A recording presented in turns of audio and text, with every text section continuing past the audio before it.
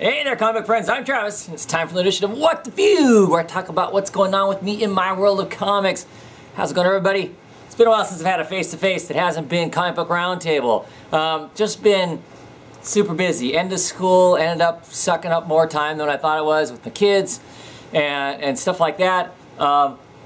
This week, hopefully, I am back into the regular, me talking about my books beyond the Comic Book Roundtable. Like talking books there with everybody, but I also like to be able to just have more of a one-on-one with Ethan or the disembodied voice or just myself talking about the books, because I don't talk about everything that I read on Comic Book Roundtable. Otherwise, Comic Book Roundtable would be all about me.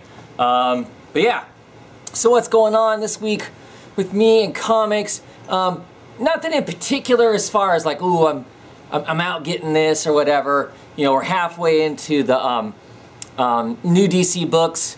As a whole, I've been enjoying what I've been reading so far, and the new storylines that are coming out. Excited for this week. This week's got some cool stuff coming up. Black Canary and Dr. Fate in particular.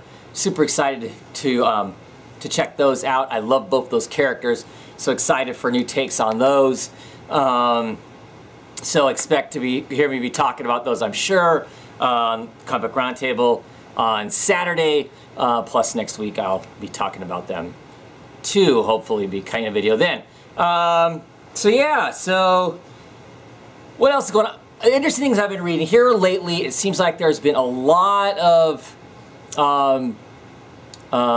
conversations from creators about creating comic books and what it takes to do that and stuff like that. And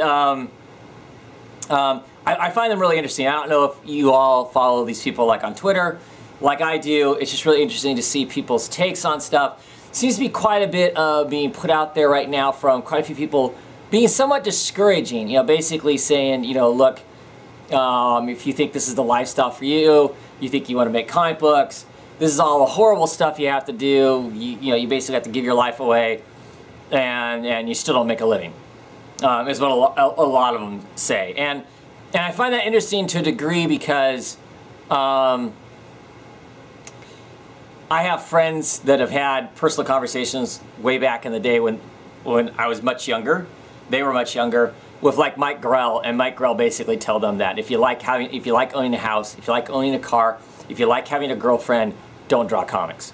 To the point to where my friend, who's reasonably talented, probably could have potentially had a career in more underground comics, kind of a thing. Career, I don't know, that may be a stretch. But just flat decided not to because these people made it sound so horrible. Anyway, I think that's interesting. Of course, there's plenty of people who are countering those people who are talking about how hard and impossible it is by saying, are you kidding? Yeah, work's work. It's hard work. But you're going to do what you love. You're not spending every day doing stuff that you hate if you're employed in a job where you can't stand it, but of course it pays the bills, so that's what you do. So, yeah, but I do find all those conversations interesting and whatnot. Further interesting is, and I'll see if I can link to some of this stuff down below, if I can find the links again. Some people did a survey, and they did a survey of like 186 people answered the survey anonymously about their wages, about who they work for, about what they do, what their career is in comics, writer, penciler, inker, flatter, colorer, letterer, that sort of stuff. Kind of get a baseline of what page rates, what people are getting paid per page. And all of this stuff, man, they kind of posted, talked about it, and put pie charts. This is the first annual year of it. They're hoping to be able to do it every year and see how it changes. I've read over it a couple times now, and I find it really interesting if you're into the business aspect of comic book, which I'm into every aspect of comic books, to tell you the truth. I find all of it interesting in one way or another, whether the entertainment of me reading the comic or how it's designed, how it's put together, all that kind of stuff. So anyway, So in this article, some of the stuff that really popped out at me, you know, it shows in there like what the page rate of all these different companies are, who pays the best, who pays the worst, kind of a thing. And I think like Valiant Comics pays their creators the best is what it seemed like from this survey. And the worst were like, I want to say like IDW, Boom, Dynamite, some of them down there. I can't remember exactly which ones. So like I said, hopefully I'll link to this article. You can read it yourself. But like some of the people figuring it out, the math, if you broke it down into like hourly work, you know, versus some of the other pie charts for the hours, these people are getting paid less than minimum wage to make comic books that me and you are buying. Getting paid less than minimum wage for some of the comic books that you're going to be buying. And I don't know, I mean, just looking at the prices of some of the comic books and stuff, like, aren't like all of like Boom's $3.99, their comics, a lot of them? So it's interesting that they're charging, you know, what considers to be the higher end of the $2.99 to, you know, $3.99 type books, you know, that $3.50 floating around in there, that they're charging the higher end of that, and it seems to be they pay the talent less. Not sure exactly what I want to do with that information. I just find it really interesting and bothersome to some degree that the creators who are making comic books that I really enjoy aren't getting paid a living wage. So yeah. So yeah, I find that stuff really interesting and whatnot. I also found it interesting where I know over the last, since the New 52 launch and everything, we as a collective have read lots of articles about horrible stuff at DC, how bad the editors are, how tough it is, blah, blah, blah, blah.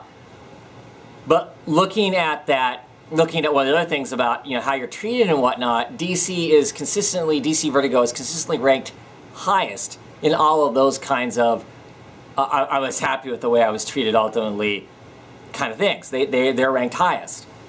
So I think that's interesting also. You know, granted, we don't know who it is that took this survey and stuff. So there's lots of, you know, who knows, statistics are what you want to make them largely to a large degree.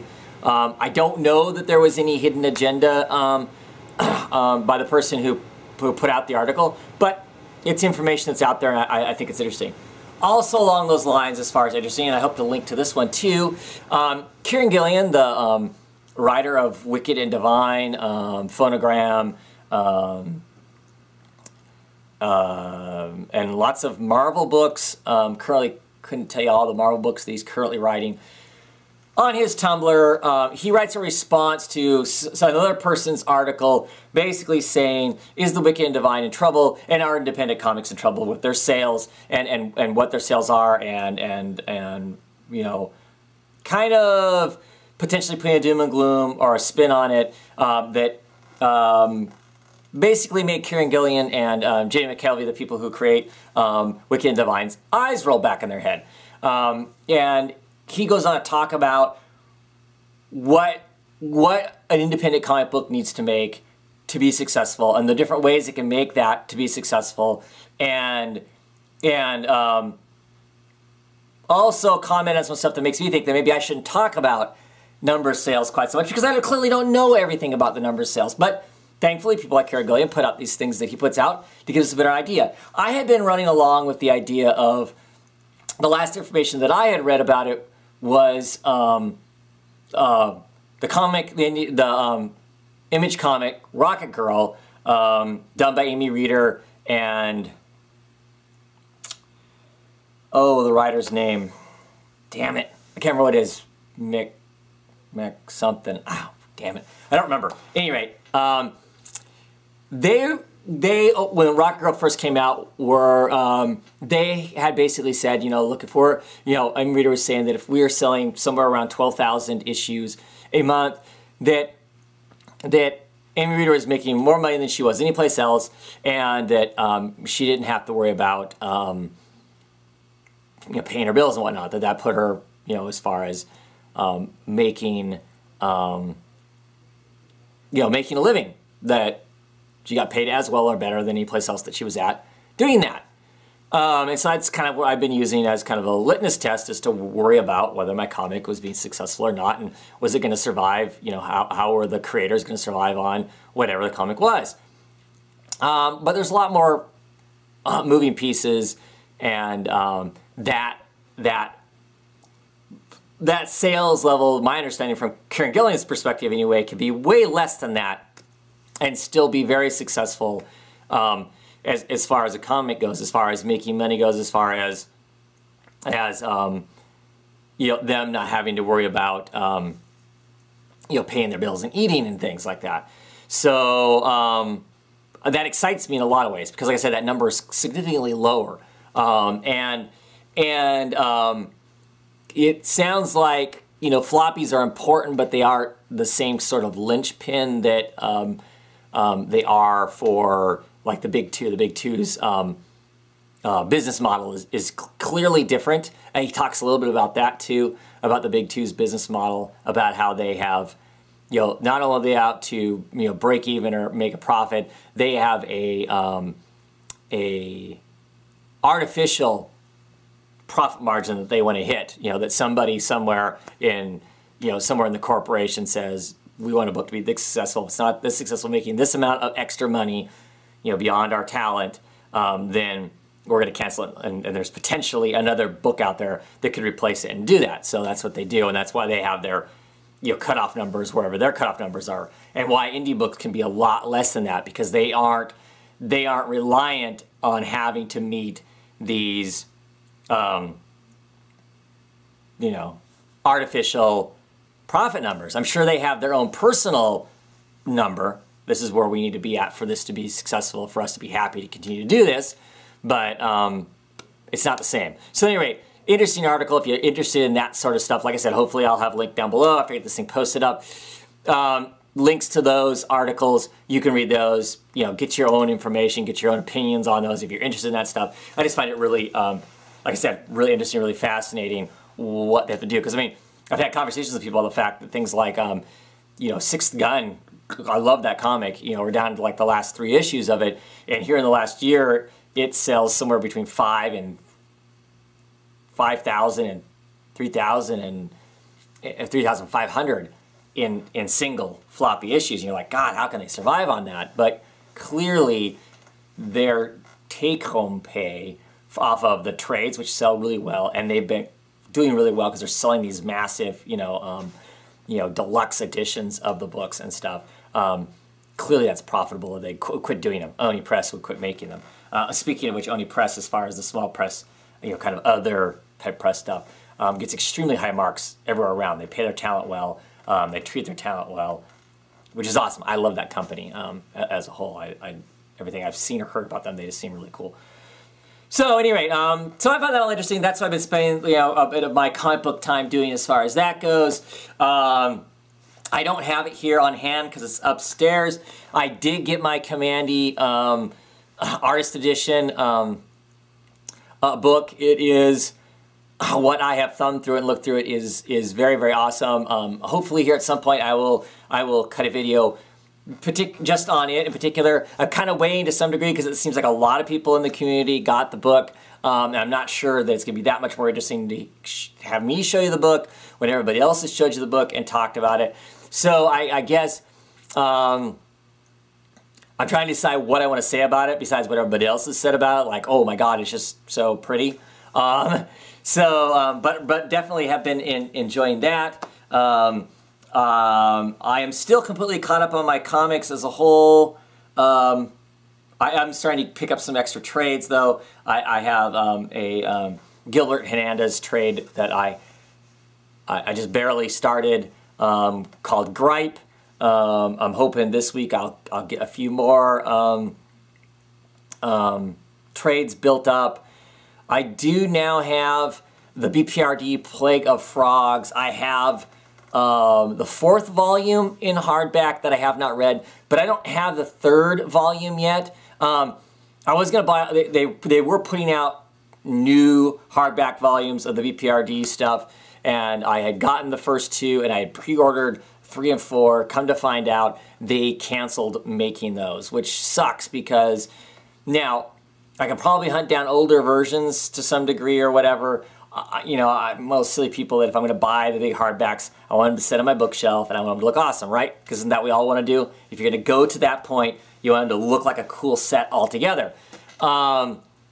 So that being said, I looked into it. There's a prior edition, a prior printing of these books, and the volumes look exactly the same. So I managed to pick up a volume 4 from In Stock Trade.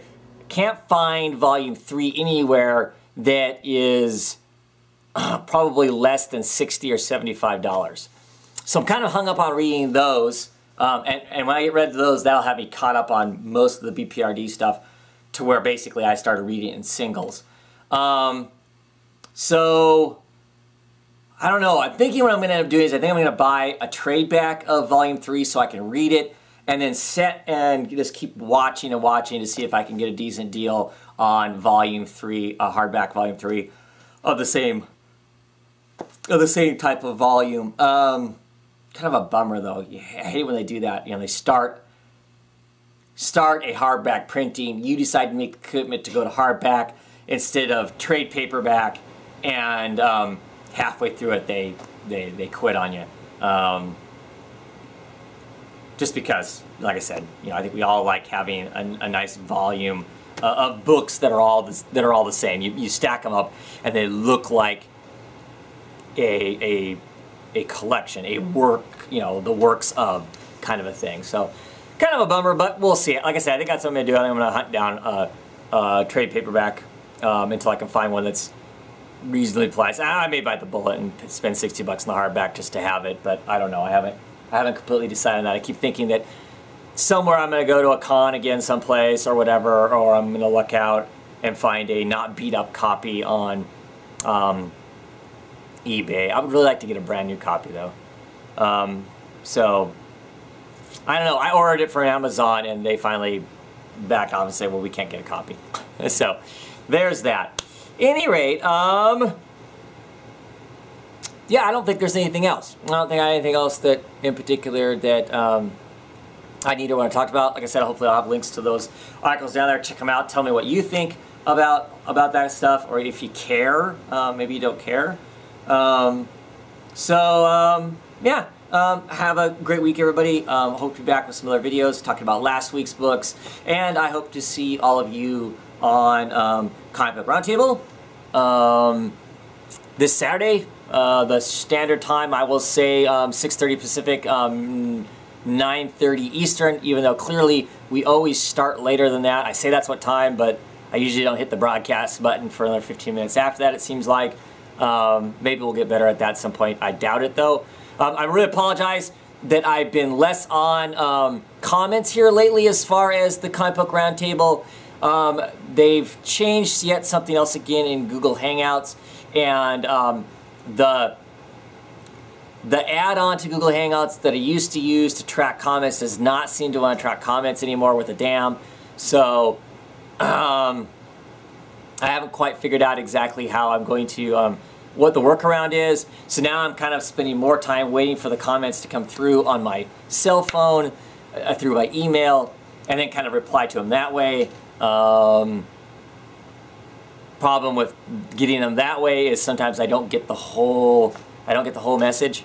You know, I get like the first couple sentences, but if your comment is long, I may not get it all, but we'll trying the best I can, because I know that's part of the show. I know that's part of the fun of you know, doing the roundtable, listening to the roundtable, is being able to talk amongst yourselves and talk to us and have us, you know, speak back to whatever it is that you have going on. And I do definitely appreciate that. And once again, the invitation is out there. If you're going to be on the Comic Book Roundtable, just get a hold of me and we'll see what we can work out. I can usually fit people in, and we don't have too many rules about being on the show. So anyway, thanks again, and have a great week, everybody. Bye.